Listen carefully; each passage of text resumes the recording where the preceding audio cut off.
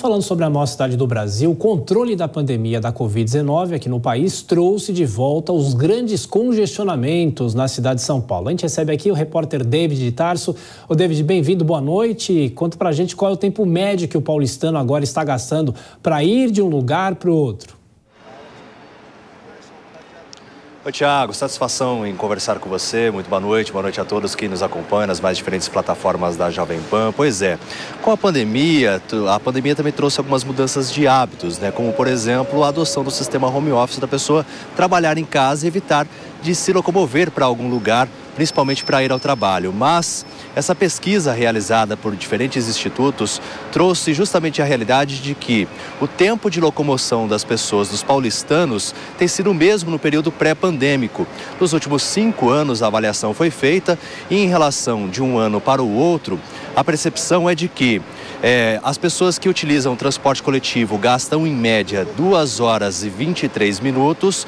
Já em relação àqueles que usam o próprio veículo, o carro, 2 horas e 46 minutos, ou seja, em qualquer um dos dois, mais de 2 horas de deslocamento a pessoa gasta dentro da cidade de São Paulo.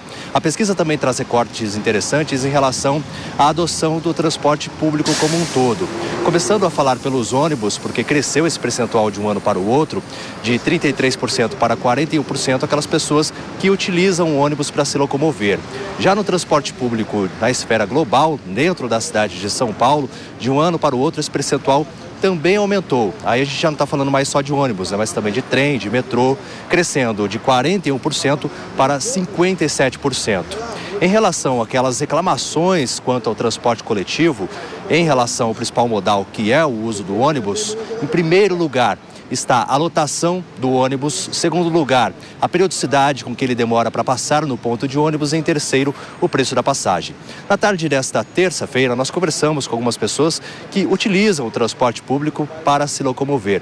E justamente há essa reclamação e algumas outras também quanto a esse tempo de demora. Vamos acompanhar. Sempre o trânsito é complicado, mas agora com essas obras, triplicou, viu? Você sai, que nem agora eu saí lá do Socorro, cheguei 5 para as 11, cheguei agora 3h30 aqui, 15h30. Ou seja, mais de 3 horas até a Lapa. Até a Lapa, mais de 3 horas nós gastou. Realmente essa é uma reclamação frequente, né, quanto às obras também que estão sendo realizadas na cidade. A pesquisa não trouxe esse recorte e esse levantamento, mas fato é que uma outra percepção também que foi vista nessa pesquisa é quanto à quantidade de pessoas que utilizam o carro para se locomover, o veículo próprio. Caiu de 24% no ano passado para 19% neste ano. Então, houve essa redução das pessoas que estão utilizando o transporte próprio, ou seja, o próprio carro para se locomover.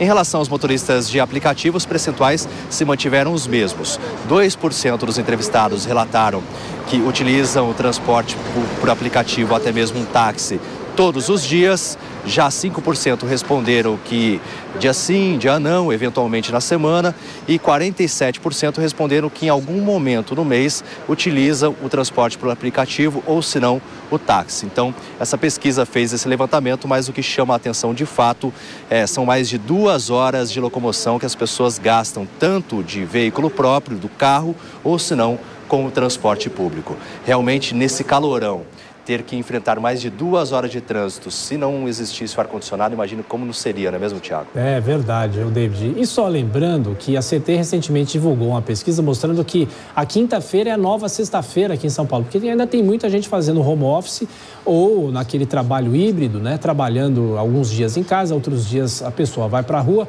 Mas eu queria te perguntar, Cristiano Vilela, as pessoas buscam alternativas. Eu sei que você já buscou uma alternativa para tentar fugir de São Paulo. Eu, por exemplo, por vontade própria, não tenho carro, mas a gente, às vezes, não tem como escapar do congestionamento. Pegando um táxi, um Uber, não tem jeito, né?